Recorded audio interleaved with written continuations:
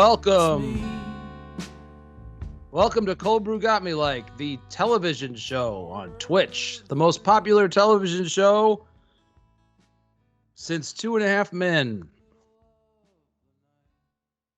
The most popular television show since The Big Bang Theory. Cold Brew Got Me Like. I just checked, thank you, Eric. I just checked behind me to see if it looks like the water ski is gone, but it's not. It's just the camera is not pointed at the water ski. I checked behind me to see if someone was water skiing. Like, if you guys have watched the show before, then you know that there's usually a lone water ski behind me, and yeah, it looks more stark. So now I just have an outlet, which is even more bleak than one water ski, it turns out. So listen, it's Cold Brew Got Me Like the show, and I forgot to put up the videos last week on my pinned tweet. Sorry about that. But the last show, we kind of, if you're listening on a podcast right now, if you're listening on Spotify or Spreaker, or whatever else, then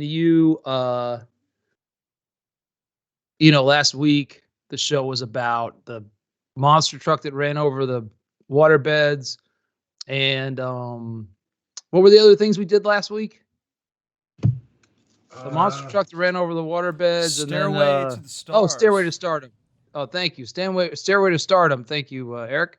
And was that Eric? Could you be heard just then? You indeed, I could be heard. Okay. Just say something, so I don't know. So if I'm not sure, for people listening at home or watching at home, I'm not sure if you're supposed to say, I need to know if Eric's being heard, because sometimes he says stuff that you guys can't hear.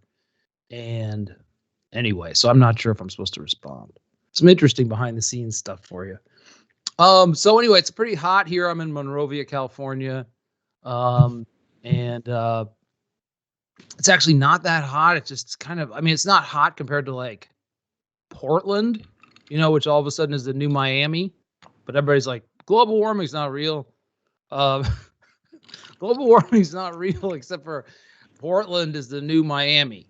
Portland, it's 116 degrees in Portland, but that's fine. It doesn't matter. I liked what Biden said about it. What's that? He's just very eloquent in a few words. He chooses his words wisely, and he was just like, I don't know, people say global warming is not real. Yeah, right. Or something like that. Just as simple as that. We are. So it's so hot. Fucked. Yeah, that's that guy. What do you call that guy? I forget what that guy's name is. I don't think I ever knew that guy's name, for good reason. He's the guy who sits in his living room with a chihuahua on his lap, reading other people's content and getting more views than me. And meanwhile, Elon Musk is angry that he can't take off in his rocket. You see that? Oh no, what's happening? He tweeted it's too today, hot or something? No, there was a plane came out on the runway when his rocket was supposed to go off, and he's like, all these rules need to be scrapped. He's like, we're never going to leave the planet if we have planes. There's no regulations. So wait, he means there should be regulations? Yes, he wants regulations for everything but PayPal and right. Interesting cars. Yeah, that's the way it goes. The libertarians, that's like libertarians. I'm sure he's a libertarian. They don't want to pay any taxes because they already have all the money. It's like they're just people who are libertarians. You never meet a poor libertarian. Yeah, well, I think it makes sense. What I think happened was that Harrison Ford was trying to take off in his little plane down at the Miami launch pad, and he illegally entered the tarmac, stoned probably. Which Miami? The new Miami in Portland or the regular one? I don't know. Wherever they launch rockets down in Cape Canaveral. Now all the old people are going to start retiring to Portland, wandering around with zinc on their noses. No. So wait. Are you kidding about the Harrison Ford? Yeah, it was just some Yeah. private plane. So a private plane delayed Elon Musk's like Yeah, and I saw it in like a tweet. Dogecoin Express from going to Yes, space. apparently. He couldn't have his person murdered or something. He couldn't shoot them down for the economy. Well, The economy covers everything, you know. He did with a tweet instead. So now, as far as I can tell, there's nobody in the chat room. Is that correct? Is the chat room broken, or are we actually broadcasting to absolutely nobody? Chiming in here, that might be correct. Is that possible? Is it broken or something? Or are we broken? That's so weird. I find that hard to believe. Oh, there's some. Oh no, it's you. Okay, all right. I guess fuck. Well, we changed days. We changed days. Listen to me convincing. Here, well, what happened was it's not because my head is reflecting as much light as the moon. It's because let's see, who's that? Oh, that's just you two. Oh, fuck. All right. I'm gonna put a hat on because I think maybe the fact that my dome is as bright as the Crab Nebula might be affecting viewership. Hold on a second. I need a powder. We need makeup on this show. Greg looks great though. I don't understand. Greg looks so good. Your color looks. Why is my fucking color always just blasted out? Maybe we should go back to Tuesdays. I don't know what's happening. I don't care, like, really, because I like Wednesday this is better, just for but us. there's nobody It's here. just for us. We're just doing this for us. We like videos and we like talking. Well, this is I find this hard to believe, honestly. There must be something wrong. I wonder if we're broadcasting. We like to work with wires. I do not believe that there's no. Are we definitely broadcasting? So maybe everybody's internet melted because of the heat. Or maybe they're at home playing with getting the fireworks ready. I have something stuck in my teeth. I'm sure It that's could be. It could be chiming in. It could be the Rapture. Did you consider that? Don't do jokes.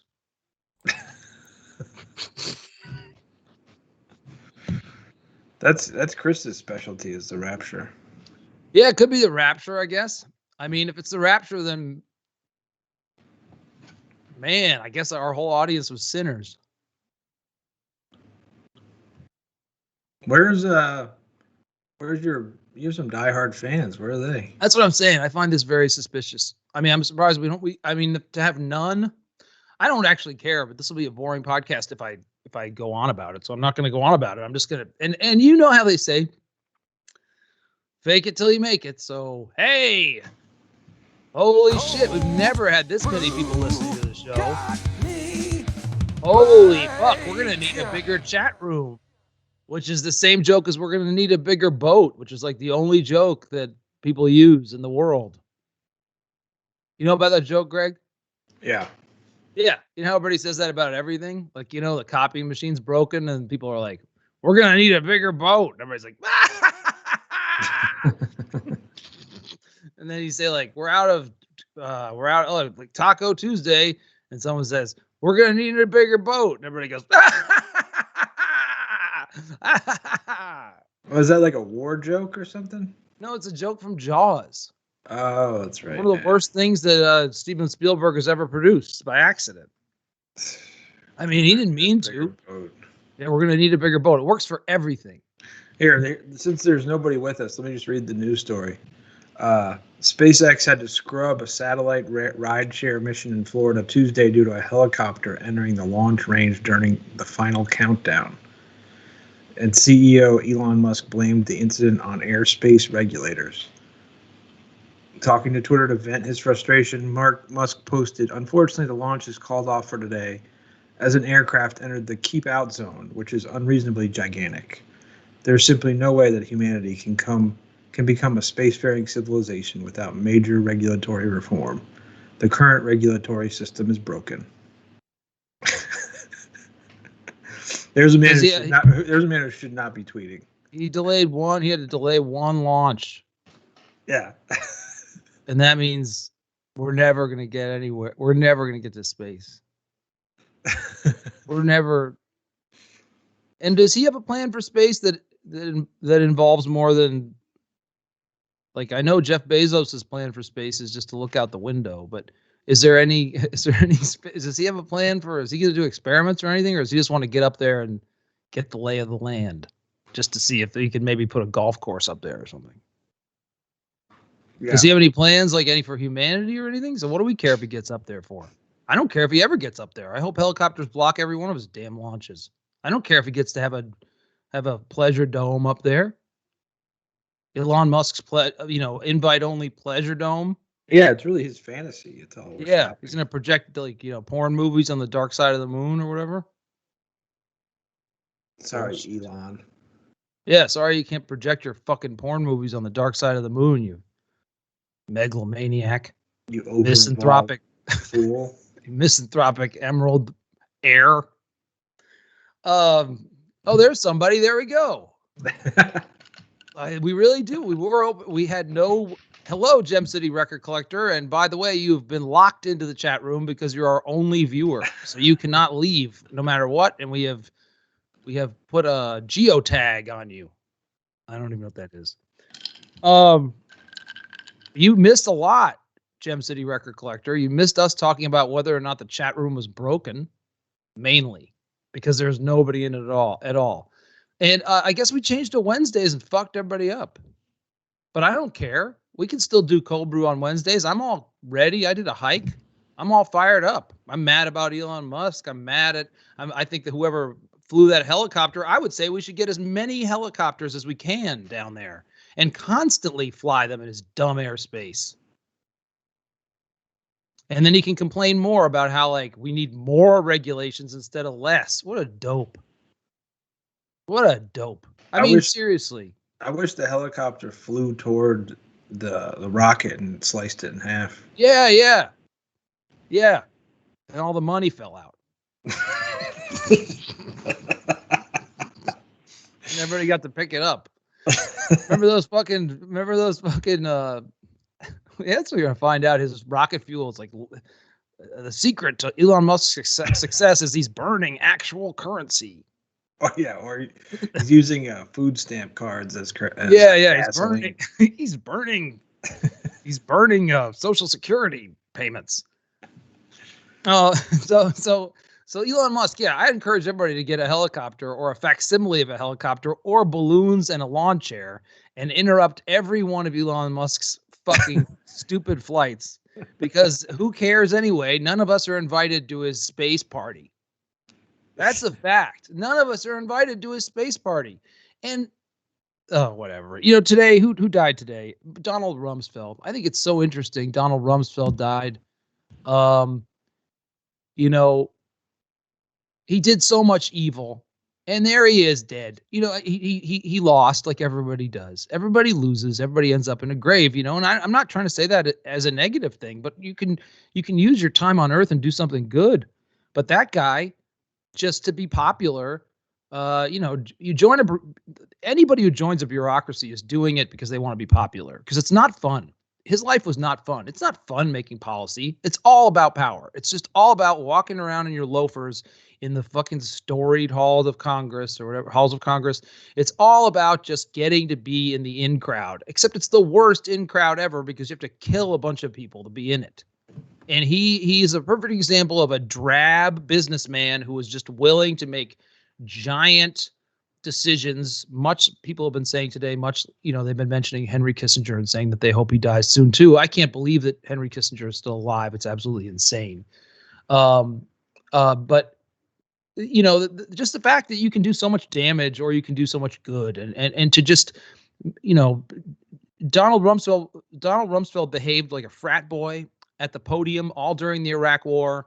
Just he was in his element, which was just a place of power where he got to be a bully. He got to be the popular guy who got to say, "Henny penny, the sky is falling" is the most offensive thing you can say. It's a thing frat boys say to anybody who's smart. It's just a way of saying, what me worry? No, you go. He said, you go to war with the army that you have. That's the number of things he said that were offensive is beyond belief. But that's what he had always climbed to that position. He wanted to be in that position just so he could be, on camera didn't care that the way he got on camera was by forcing a war that didn't need to happen and killing untold numbers of people because he never had to see it. He never had to see it. He just got to sit in fucking Texas and have his relatives talk about how great he was and everybody act like he was a rock star, and now he's dead. And he did terrible damage. He did terrible damage. And we all, luckily, in the long run, the planet will be wiped clean of the human race because of our insatiable need to be popular, even if being popular means, well, I'll be popular by killing tons of people. Like, we're willing to do that. So, at some point there's just going to be swamps and a bunch of storks. Yeah, there's going to be standing around, At some point there's going to be a big woolly mammoth after the ice is formed over the crust of the earth. Yeah, and all these graves full of like egomaniacs. And he's gonna root around with his tusk, and he's gonna dig up Rumsfeld's bones and his skin. And he's gonna eat it down for lunch. And then that's exactly right. He's gonna shit it out the that's ass. What I'm talking about. Can you please, Eric? Please. We are so fucked. Not that. Put on the fucking heavy metal. Cold-brew got me like Greg just said. A mastodon's gonna eat fucking. That's so much better than what I was thinking about. But you're right. The graves will still be there. So whatever, America. I grew up in America, so I call the world America. America, meaning the world, is going to be a boiling swamp with some kind of hot storks in it. You know what I mean? They can live in hot, like some kind of like metal storks that are like wandering around the swamps. Yeah, with like Donald Rumsfeld's femur hanging out of their beak. And, and I'm looking forward to it. I won't be there for it, but, like, and they're going to spit it out because they're going to say, oh, this tastes like war criminal. And then they're gonna bite on my bones and they're gonna say, delicious, a nice person. This guy had a lot of M&Ms. Yeah, flawed but nice. This guy they'll be like, yeah, this guy tastes like fucking cold brew. What? Oh, this is this cold brew guy. I can tell from the way he tastes. He didn't help any. Tired of hearing that goddamn slogan. Well, that'll be how they discover coffee the second time around, because they discovered coffee when the shepherd's dog Caldy ate some coffee cherries by accident. Oh, that's right. Greg knows a lot about coffee. So that's how they discovered fucking coffee, was some shepherd's dog, and the shepherd's goat or dog? His dog. Caldy's dog, yeah. And Caldy is the name of the dog or the shepherd? Shepherd. So Caldy's dog was off, not tending to the flock, and found a bush with some coffee cherries on it, and he started jumping around too much. Fuck. So what happened? Did the dog end up getting shot or something? No, Caldy was like, "What? Why is my dog so happy?" I love that. Yeah. So one of these metal storks that live in hot swamps in the future will eat my bones and rediscover coffee, and then they will start the entire cycle again, which is a disaster. Coffee is the root of stimulants is the problem. Stimulants is the reason for it's the answer and the problem. It really is though. I mean, the last thing you want to do is give anybody stimulants, because next thing you know, they want to build, they want to go to the moon or whatever they want to do. It's not the unknown. It's the known. Yeah, that was straight caffeine gibberish that Rumsfeld said all during the Iraq War. People are trying to pull it apart, and they're like, doesn't make any sense. But he says it so confidently. Yeah, and no one put it together. Where is the quad shot? Where's the fucking coffee maker? Rumsfeld needs his quad. Where is it? This is Caldy's fucking dog syndrome.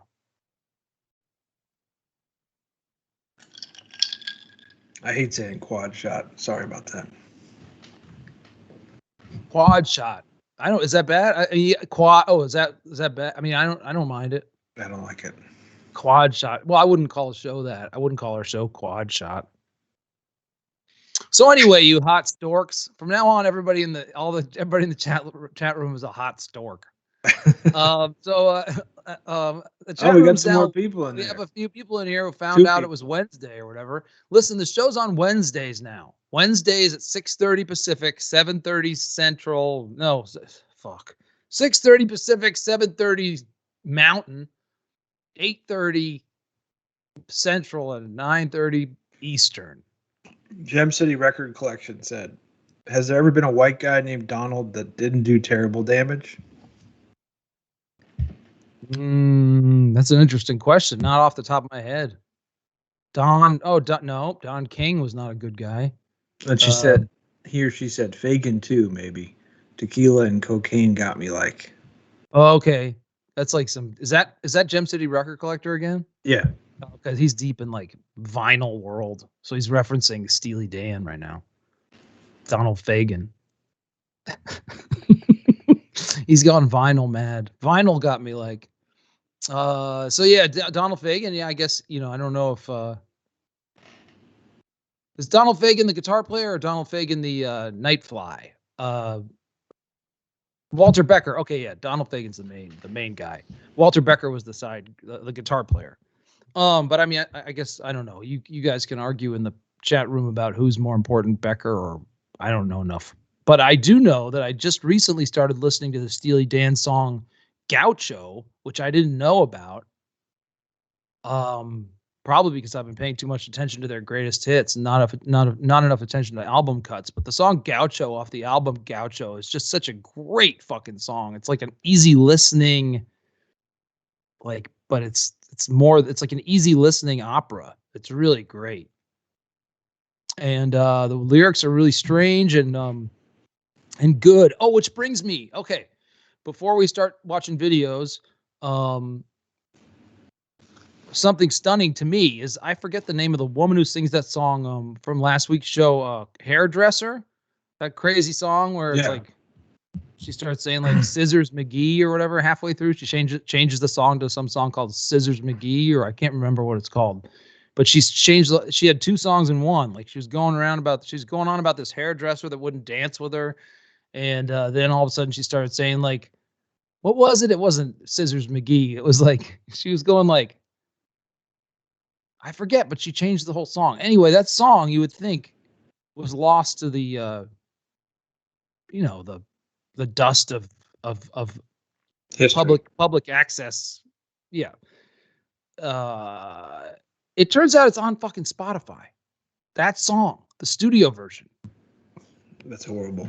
And it's and I put it up. I put up the clip from our last show last week on Instagram at the Crofton Show. You can also follow me on Twitter at the Crofton Show.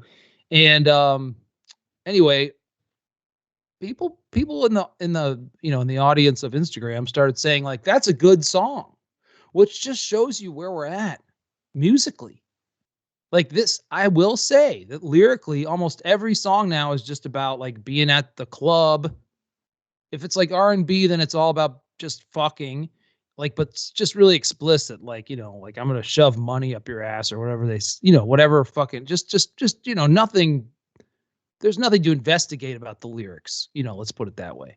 And then, indie rock is just like sort of like this mannered poetry stuff that you don't understand what they're talking about. So between the two things, like a story about a hairdresser, I can imagine people are like interested. Like the reason I used to like country music is because it told stories. It's just interesting that people said that's a good song or like, hey, this is pretty good, because it's not. That song Hairdresser is a fucking horrible song, but it still drew some people in because it's about something besides fucking or the desert or whatever. I forget what white people, white indie rock people are fucking obsessed with, cactuses and the moon or whatever. Just there's nothing to sink your teeth into. So a story about a hairdresser, people are like, this song's actually pretty good, and it's not. It's a terrible song, and I can't believe that woman got in contact with not that something being on Spotify means you've made it or something, but it's like, it means somebody went to the trouble of putting that song on Spotify. But you couldn't see how many views it had or anything, or listens? I don't know. I forget. I forget her name too. But all I know is that just to mention that the studio version is way worse than the version we played from Stairway to Stardom. I mean, unbelievably. I would definitely say that she's better live, which is just a stunning thing to me because she's horrible live. But the studio version is just really overproduced. for those people out there, I bet Gem City Record Collector's buying that shit on vinyl right now. Are you? Gem City Record Collector? Cold brew got me. He's Oh, laughing. he's laughing. He's laughing. That chat room laugh. That hot stork.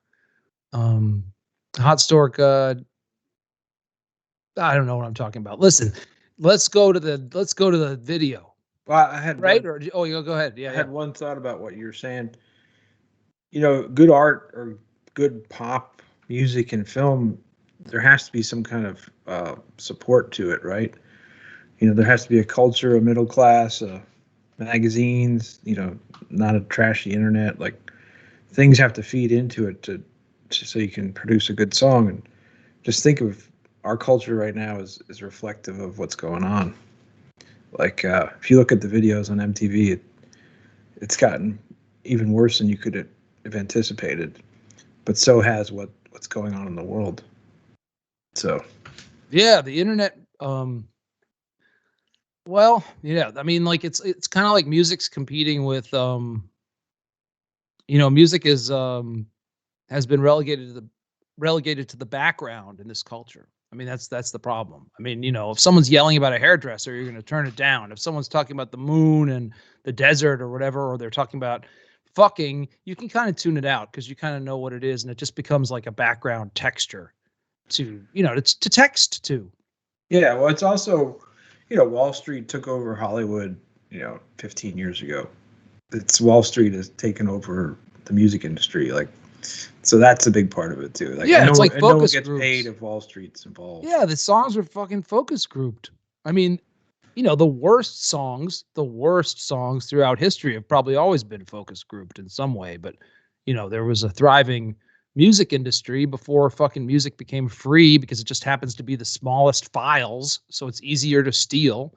And, you can't, books are still existing because you can't steal the files are too big, or you can't steal a movie as easily because the files are too big. And, it turns out music was just the perfect length, 3 minutes to steal, and so, I'm not saying stealing, like, I mean, it is stealing, I know it's normalized and it's there's whatever. All I mean is that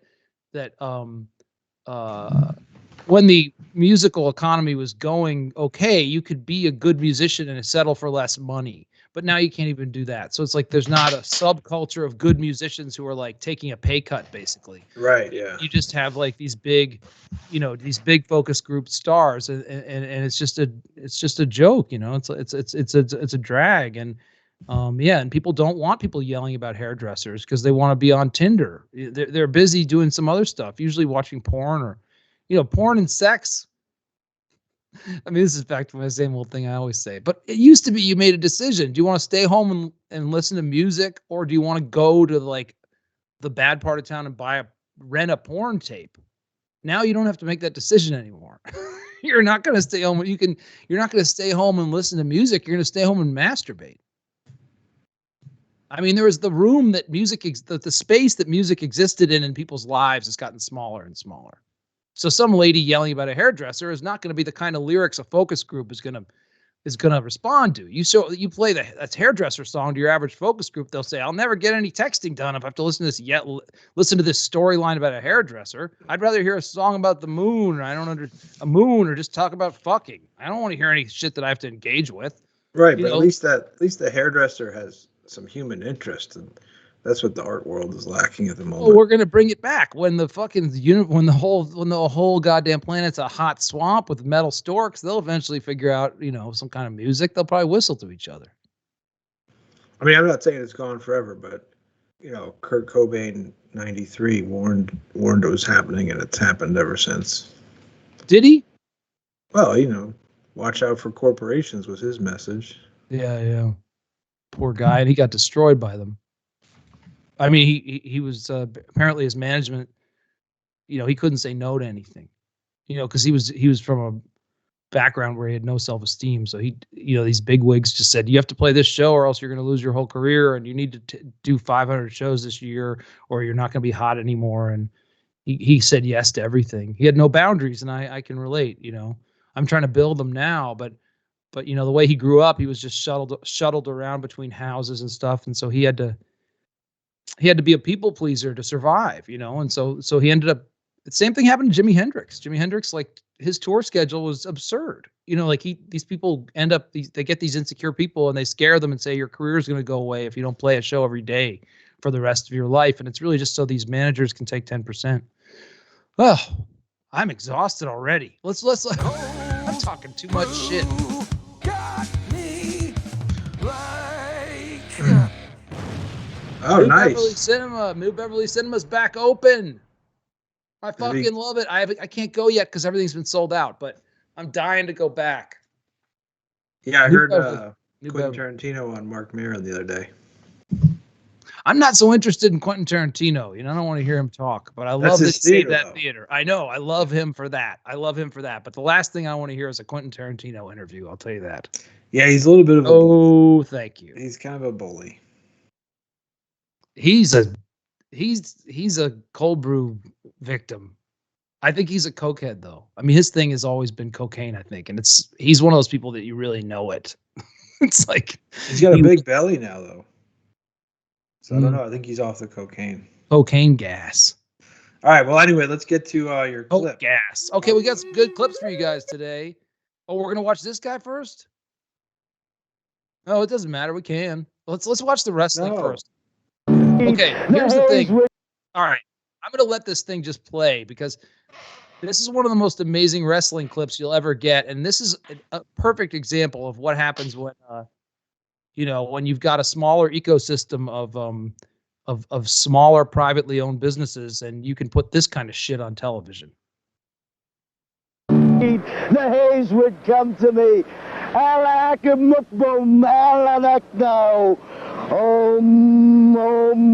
He will come from the sea like it was the creed. I said he would come from the black side, he'd come from the depths. The haze is come. Tonight it has been decreed that he will rise. The haze, stand for the haze.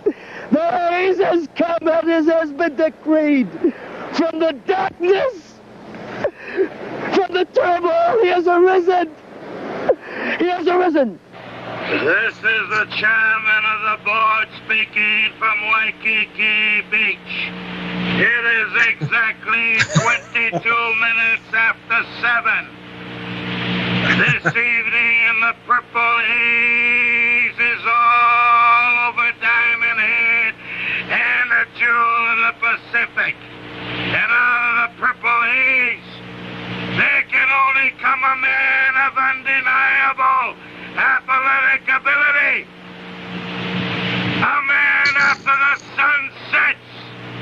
A man that climbs the higher achievement that only those in the purple haze on the dark side of the moon can really understand. Determination, courage, a man, invasions he's been through. The maniac will crawl under the depths of the cold water to strike fear. Oh my God, it's so good.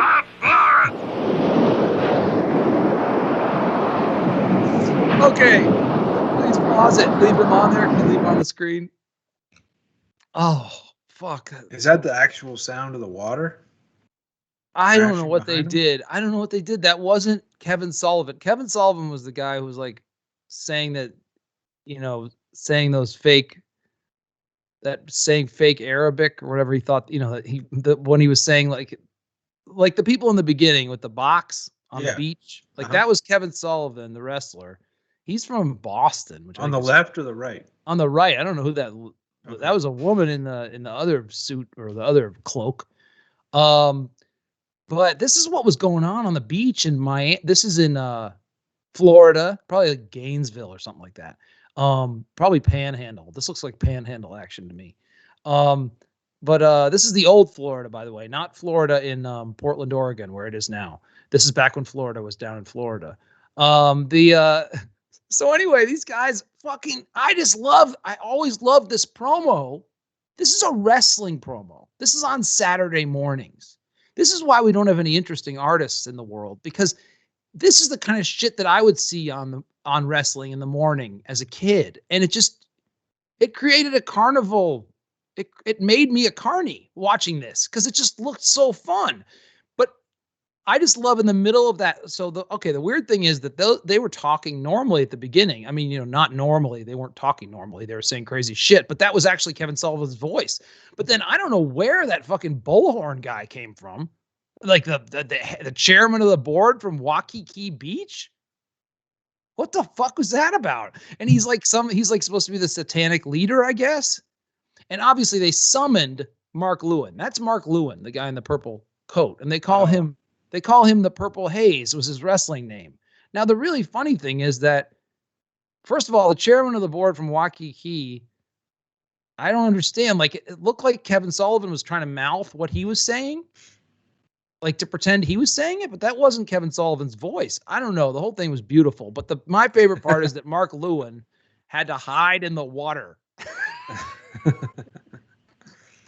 If we're going to go through cold brew, if this is going to be a cold brew got me like scenario, there's nothing more cold brew got me like than hiding in the water, waiting to be born on a wrestling program, and then coming out wearing a Speedo. Eric, can you rewind that? Oh, when he comes out of the, can you take it back to when he comes out of the ocean? I mean, that's just mind blowing to me. He had to hide. He was like probably like, I hope he doesn't take too long with his speech. I can only hold my breath for like. So he's in the ocean right now. Come from the black side and come from the depths. The haze is come. Tonight it has been decreed that he will rise. The haze, stand for the haze. The haze has come and it has been decreed from the darkness. I gotta say, I would assume that if you're conjuring, this is like, I know a little bit about Aleister Crowley. And, this is like conjuring. There's this spell where you're supposed to be able to conjure a homunculus. Like, if anyone Googles homunculus, a homunculus is like a magical creature that is supposed to be your servant that you conjure. And I guess this ceremony is supposed to be loosely based on the conjuring of a homunculus. But I just got to say that if you're conjuring something, it's going to be nude when it shows up. It's not going to be wearing a bathing suit. It says a homunculus is a supposed microscopic but fully formed human being from which a fetus was formerly believed to develop. A very small human or humanoid creature. Yeah. Popularized in 16th century alchemy and 19th century fiction. It has historically referred to the creation of a miniature, fully formed human. Yeah. Yeah. So like... So I happen to be reading the biography of Jack Parsons again that I took from our house, Greg, when I was visiting Nashville. How is it? I've read it before. It's great. It's I know it already, but Sex and Rockets. It's called Sex and Rockets, and it's the story of Jack Parsons. And Jack Parsons was trying to summon a homunculus so he could get a homunculus to attack L. Ron Hubbard, I think. I mean, anyway, it's just all, but it's just funny that that's what's going on here. They're trying to conjure a homunculus, but the homunculus is a fully formed man wearing a bathing suit that just was crouching in the water. And he says out of the depths. That's not the depths. That's not even like body surfing depth. Anyway, so this also, I know who Mark Lewin is. Mark Lewin is like an injured football player who had to take up wrestling because he couldn't play football anymore. Right. And also the fact that this like maniacal Waikiki Beach chairman of the board, everything about this is scary until they say athletic ability in the middle of it. All right, now you said they're in Florida or they're in Hawaii. Where is it really? Are they they're really in this is in Florida. I don't know what they're talking about. Waikiki? I keep saying Waikiki. I think he says is it Waikiki Beach? Waikiki. They clearly rented a light, and the studio light is what makes the entire thing. It looks great. I bet the cops went down there. The cops are probably like, but the cops, I'm sure, watched that wrestling program. So they're probably like, what the fuck? Oh, hey, it's just you guys. Oh, okay. This is one of the best Wednesday nights I've ever had. I mean, seriously, this is like fucking, they had a pot of Folgers right off camera. I mean, they hadn't invented cold brew yet. So they're just probably like, Actually, they had in Texas. We found out the guy who invented toddy was actually drinking toddy in the 60s. So, I mean, these guys could have had cold brew if they'd had some connections, but I doubt it. I'm going to bet trucker speed. I think that And beer, a lot of beer. Those guys are all drunk. There's no doubt about that. speaking about homunculuses made me think of Roman Polanski. And that made me think of maybe Manson was Polanski's homunculus. Manson was Polanski's homunculus? Yes. Yeah, So- probably to destroy his like domestic life so he could Yeah. become a playboy again. Aha, interesting. Yes. Polanski, and also Polanski dressed in like, he kind of wore stuff like these guys. Yeah, he was kind of wore a like warlock. cloaks. Yeah. Yeah, he wore like fucking velvet shit and like, like poofy shirts and stuff. He was kind of had a magician vibe. Yeah, he probably conjured Charles Manson so he could go out and be a philanderer again. Yeah. He didn't want to have a kid. Oh my goodness, we really got somewhere. You think Polanski's in that box? What's in that box? That's what I want to know. More bathing suits? Anyway, this is clearly a piece of art that I love it so much. Yeah. Well, evokes we're gonna all do kinds some of heavy. things. We're gonna do some heavy metal stuff too today. We've got about 20 minutes left. We're gonna do some heavy metal. So I thought when I was thinking about heavy metal, this came to mind. I also think it's very funny that like the evil mastermind Kevin Sullivan has a Boston accent, which I just think I don't know why, but it just undermines the whole thing. Like you can't be evil and have a Boston accent. Like you can't be a wizard with a Boston accent. You want I me mean, to you give a can't. little background on Kevin Sullivan? Oh yeah, talk to me about Kevin Sullivan a little bit. He was like an Olympic wrestler. All wrestlers basically are football players that got injured. Very, very many of them. I think Kevin Sullivan was actually an amateur wrestler who was good, wasn't he?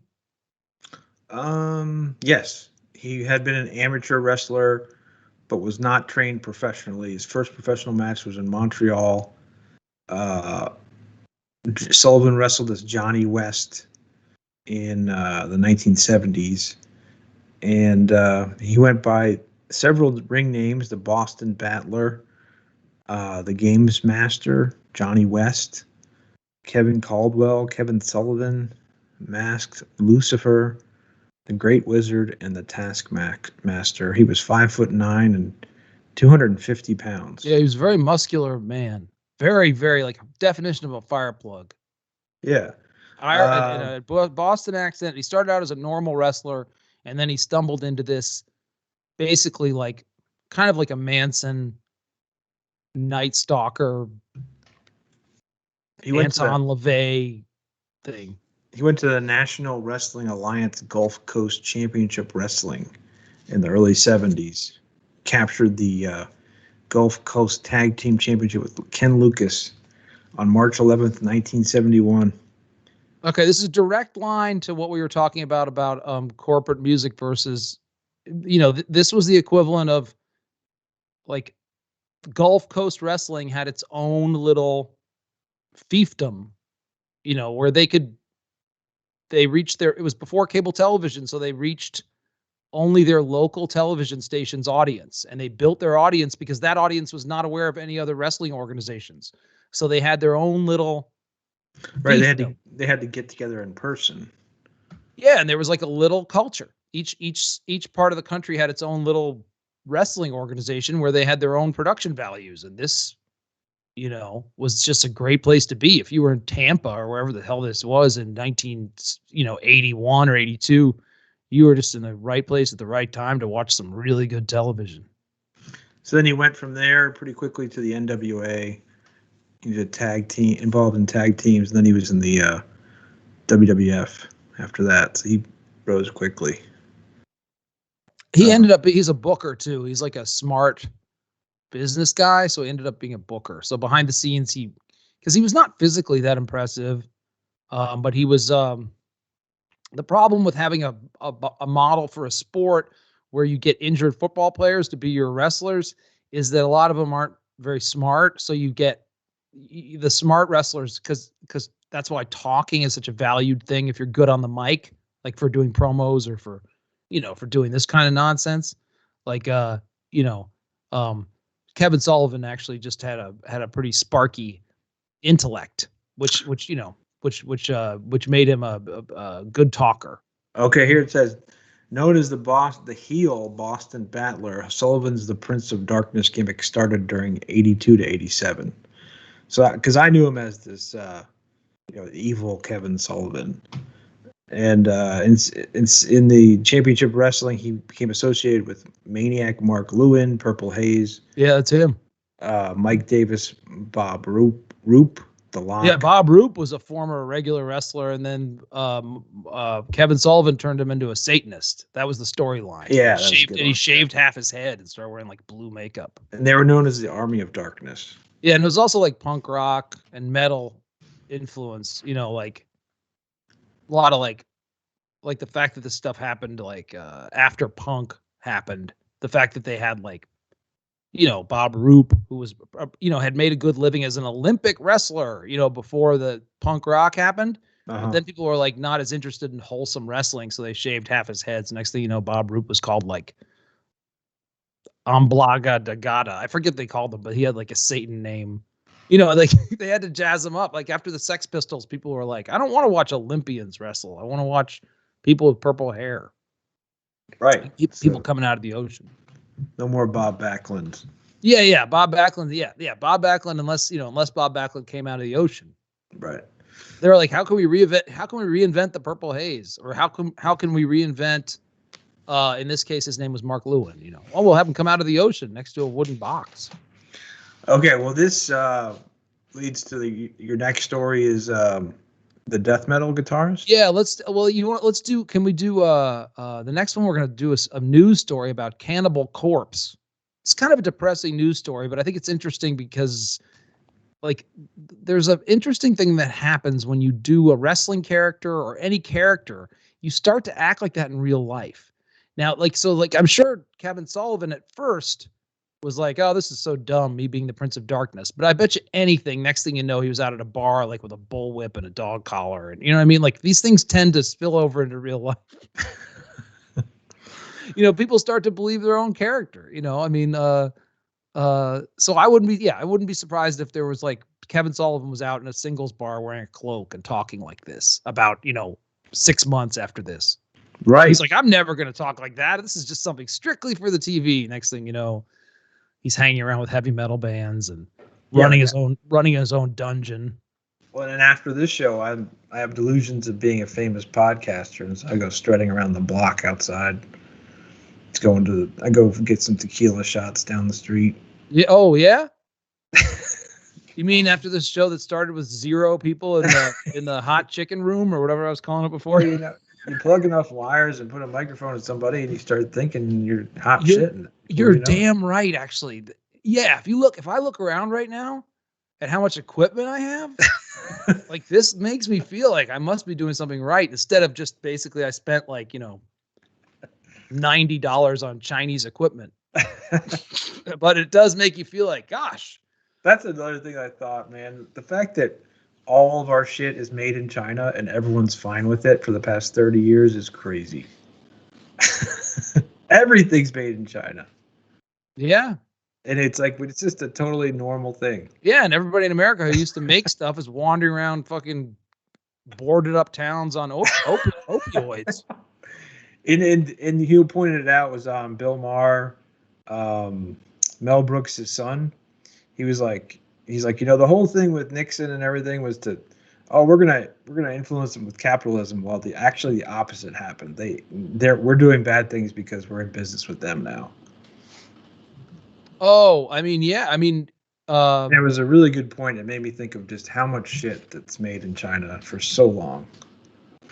Well, yeah, because you can trick people into thinking things are acceptable, even though their wages have been stagnant since like 1990, by giving them stuff. So people are like, well, we are being artificially made to feel like we're rich because we're rich in gadgets. And, well, yeah, when you get so much sleight of hand involved in this economy, this wholly supposedly scientific economy. There's so much sleight of hand and so much trickery involved. Like they can loot this country while we all have like big TVs. that cost Right. 4 cents because children are making them in China. You know, it's like it's a very effective. And then the news never talks about the fact that if you drive across the country of America now and you stop in any town, it's fucking boarded up.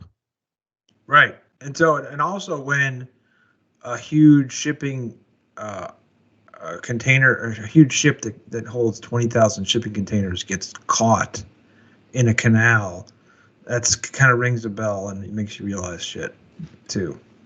Right. Yeah. Like, because yeah, if everyone's got their face in their phone and is just used to getting a constant stream of plastic items delivered to them in 45 seconds from Amazon, they don't tend to really understand reality anymore. Like they think things come out of thin air. They think they can snap their fingers and they got a can opener in their hand. I mean, it's not a healthy. That's why I think people think trains, like when in Nashville, when there was a person who wanted to turn off the train horns, like they were like, someone moved to Nashville and she was like, she made this public campaign to turn off the train horns, as if there was no function to train horns, as if they were just an annoyance. Right. Like these people don't understand. Like, why do we even have trains? Actually, can we get rid of trains? Is there stuff on them? You know what I mean? Like, it's that crazy. Like, why do we even have trains? What are on those things? Supplies? What do you mean supplies? I get my supplies from Amazon. What do we need trains for? It's just like all surreal, except for if you live in a manufacturing country like fucking China, and then you know what's up, and then you jump off of your building that you are when you're making iPhones. Oh no. I mean, you know what I mean? What I'm saying is they're aware of where things come from, all too aware. Yeah. That's all I mean. Yeah. Well, I am too now that the shipping container ship got stuck and we can't get our crappy coffee cup mugs on time from China. Yeah, Because that's the model of coffee cup mug is out of stock and logistics are all fucked up and you can't get your cheap shit. Yeah, it's so funny because people definitely think that coffee mugs, especially, they're like, because everyone does those for promo items and everything. They're just Right. They think they come out of like the air. There's like a tree that grows coffee mugs. Oh, like, what do you mean you can't get coffee mugs? What the fuck are you talking about? They're fucking everywhere. I can get you a coffee mug. What are you talking about? Just what? They're all stuck in a canal? What the fuck are you talking about? Coffee mugs come out of the air and out of Amazon boxes. What do you mean a canal? What's a canal? Anyway, thanks for indulging my digression. There's actual things on those boats? Let's cut to the videotape. Okay. We're almost done with the show. I'm glad you guys tuned in. We had a funny beginning because we switched the show to Wednesday nights and there was nobody in the hot stork room at all, and it was pretty funny because we decided that the show was malfunctioning, but it wasn't. It was just failing. So anyway, this is going to be a news report about one of the guys in the band Cannibal Corpse, which is like a pretty successful metal band. So anyway, this is just something I stumbled on, and yes, it's the flamethrower. It's the flamethrower. Sorry, Eric. You get a closer look Eric now, you can actually see some of the damage caused by that fire right there behind me. Really bad as you get up close to it. Things in this neighborhood, though, really starting to calm down now, but last night, as you said, and this morning, a much different story. In fact, they had large portions blocked off as a precaution. They were worried that this rock star's home might explode. Pat O'Brien is used to being in the spotlight as the lead guitarist for the death metal band Cannibal Corpse. It's Patrick O'Brien. But this is a different kind of spotlight, the kind even bands want to avoid. He's here at Falkenberg, Your Honor. O'Brien was arrested Monday night in connection with a fire that tore through his house on Please Millwood pause Drive. it real quick. I mean, it's just crazy something like that happens so quick. I'm sorry, we get started at the beginning again, but I forgot when I did this clip. I did not think about the fact that Cannibal Corpse guy in his courtroom robe looks a lot like Kevin Sullivan on the beach. Anyway, I just want to say that. So we can start it again. He also looks like a sort of an old woman. He's obviously having some hard times, I mean, obviously that's not a rock star's house. They say rock star's house. It's like a regular house. Anyway, yeah, can we start from the beginning, Eric? Thank you. You get a closer look now, you can actually see some of the damage caused by that fire right there behind me. really bad as you get up close to it. Things in this neighborhood, though, really starting to calm down now. But last night, as you said, and this morning, a much different story. In fact, they had large portions blocked off as a precaution. They were worried that this rock star's home might explode. Pat O'Brien is used to being in the spotlight as the lead guitarist for the death metal band Cannibal Corpse. It's Patrick O'Brien. But this is a different kind of spotlight, the kind even bands want to avoid. He's here at Falkenberg, Your Honor. O'Brien was arrested Monday night in connection with a fire that tore through his house on Norwood Drive. I mean, it's just crazy something like that happens so close to home. That fire took crews about an hour to put out. They were put on the defense as live ammunition started burning up and going off. O'Brien is said to be an avid gun collector. He's also reported to have multiple flamethrowers at his house. Yes, flamethrowers. We just heard bangs. We thought it was fireworks going on. And when we looked out the back, we saw the flames all up high in the sky and everything. Around the same time as the fire, deputies say O'Brien ran into a neighbor's house. He didn't know them, and when they said get out, he reportedly shoved a woman to the ground. When deputies showed up, they say he tried attacking them with a knife. He was tased and arrested, charged with burglary and aggravated assault on a cop with a deadly weapon. It's kind of crazy because it's such a quiet neighborhood. I mean, everybody kind of stays to themselves. Tuesday morning, multiple agencies, including the ATF and bomb squad, surrounded his house, worried about any explosive material inside. Several homes were temporarily evacuated, including Nick Verlenni's. Salter battery. He says when it's all said and done, maybe O'Brien will use this episode as fodder for a new song. Most likely. He might name it Fuel. Not a bad name. No word on what started the fire tonight. That is still under investigation. I can tell you bond was set at $50,000 for O'Brien. Man. Now, his band, Cannibal Corpse, it's actually slated to go on tour later this summer with Slayer. People have heard of Slayer before. No word on how this arrest might affect those tour dates. Cynthia, back to you. Okay. I just love this because it's the logical conclusion of metal. We get a closer look. I mean, there's actually see some of the damage. There's a point where you can't do any more metal without going completely bananas. You know what I mean? Like, it's just like, you know, it's living your brand too far. Like when you get the first flamethrower. Was that what he was wearing when he was arrested? I think that must be some kind of he must have been nude when he got arrested. That must be some kind of or else it's like a bulletproof smock or something. He should be an orange. I don't know. Maybe he requested the metal outfit.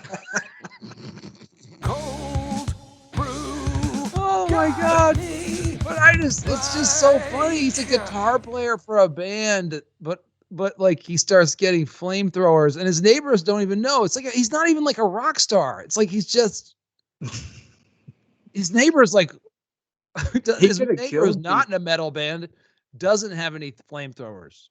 He could have killed everyone on the block. Yeah, and he would have been like, "I'm sorry." Like he would have meekly thrown up the devil horns. He would have been like, "What? Sorry, metal." Like he shoved he got so metal that he went into his neighbor's house and they said, "Get out of the house," and he pushed some woman on the floor. You know, and then the news crew is like starstruck or something, and they're like, "Maybe it would make a good song." Yeah, he's looking pretty metal in court too. I mean, his attitude, you know. Yeah, but he also looks like he's drug-addled. He looks like meth. Yeah. Meth plus metal equals smock. Equals like court smock. He used to weed whack his yard and everything was normal, and then eventually he put the weed whacker away and picked up the crack pipe. Yeah. It's like, but he pleaded. I want to know what he pleaded. I think he probably pleaded metal. You know, he just pleaded, like they're like, "What's your plea?" He's like, I guess heavy metal. I mean, I don't know. Everybody in my life was just like saying I should get a flamethrower, so I got one. I don't know. I got confused. Well, he also parked his huge truck on his front porch, basically. Yeah, That's kind of metal. It's like his neighbors. Yeah, it's like a nightmare neighbor too. His neighbors were like, I don't know why he's so crazy. He's like, he acts like he's a rock star or something. He says he's in a band called Can of Corn or something. I don't know, but I thought it was just a regular fire, and then ammunition started going off. Yeah, I just think living your character is a dangerous, metal. I think like Iron Maiden does it well, but that's why I'm not a fan of Iron Maiden, because they just like go jogging after their shows. Like I actually prefer the Cannibal Corpse technique, where you actually do like believe your own image and start, buying flamethrowers. But it just ends. It still sucks though, because it's just like you end up like you aren't really, living in Cannibal Corpse world. You're living in like Corpus Christi, Texas, or wherever this is. You know what I mean? It's like, guess what, buddy? Yeah, this is like Florida, I think, again. Is it in Florida? Why do crazy people like the climate so much down there? ML Brun says that reporter is pretty great. Gem City Record Collector says there's a guy over his shoulder in court wearing the same green smock thing. So, yeah, you're right. So probably another metal band member who went bananas. What's the gallery called? The Hot Storks? That's the Bon Jovi bass player behind him. The Hot Storks help us out every show. Yeah. So anyway, I like to give I think that probably this is an example of life imitating art. And I feel like that probably happened with Kevin Sullivan and his satanic character. I bet he was out at the bar doing card tricks and stuff. I'm a black magician. I thought you used to be an amateur wrestler. No. All right. That's the show. Eric. All right. Thanks for setting up the show. Thank you guys. Thanks. Hopefully people get used to us being on Wednesday night and get some more people in the Stork Gallery. Wednesday night. Thank you, Hot Storks, Gimlins, Power Directors. Thank you, Greg Crofton at Channel Nonfiction on Twitter. Is that right? At Channel NF. Channel Nonfiction. At Instagram. And social media does not rule the world, Chris. Hello, it's me.